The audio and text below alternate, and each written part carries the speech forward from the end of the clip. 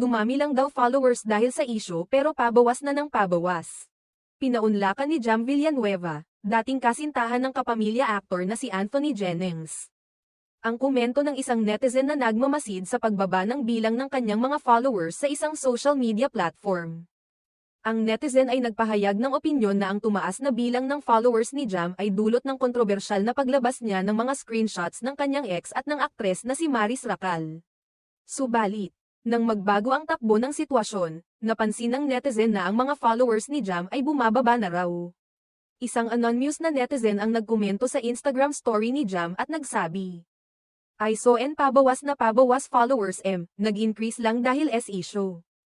How will you increase it now?" Agad namang sumagot si Jam sa pamamagitan ng isang mahinahong mensahe sa kanyang Instagram story, kung saan ipinahayag niya na hindi siya nakatuon sa bilang ng followers sa social media.